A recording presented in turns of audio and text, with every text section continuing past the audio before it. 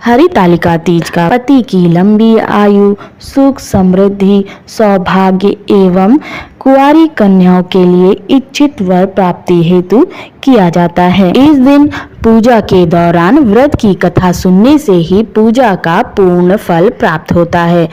तो आइए श्रवण करते हैं हरितालिका तीज व्रत की कथा। ओम नमः शिवाय। जय पार्वती पते, हर हर महादेव। पौराणिक कथा के अनुसार राजा दक्ष के यज्ञ में अपने पति शिव का अपमान देवी सती सहन न कर पाई, इसलिए उन्होंने खुद को यज्ञ की अग्नि में भस्म कर दिया और वहीं अगले जन्म में उन्होंने राजा हिमाचल के यहाँ जन्म लिया और इस जन्म में भी उन्होंने भगवान शंकर को ही पति के रूप में प्राप्त करने के लिए कठिन तपस्या की।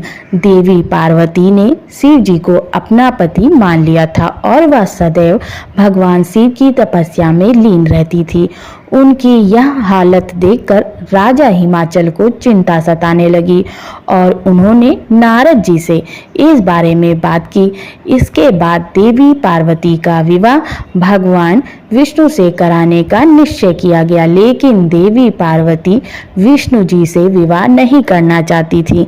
उनके मन की बात जानकर उनकी सखियां उन्हें लेकर घने जंगल में ले गई थी ताकि पार्वती जी के पिता उनका विवाह इच्छा के विरुद्ध भगवान विष्णु से ना कर दे, क्योंकि पार्वती जी ने मन ही मन भगवान शिव को अपना पति मान लिया था। पार्वती जी के मन की बात जानकर उनकी सखियां उन्हें घने जंगल में लेकर चली गई। जंगल में अपने सखियों की सलाह से पार्वती जी ने एक गुफा में भगवान शिव की आराधना की। भाद्रपद तृतीया शुक्ल के दिन हस्त नक्षत्र में पार्वती जी ने मिट्टी से शिवलिंग बनाकर विधिवत पूजा की और भोलेनाथ की स्तुति में लीन होकर रात्रि जागरण किया। साथ ही उन्होंने अन्न का त्याग भी कर दिया और यह कठोर तपस्या 12 वर्ष तक चली।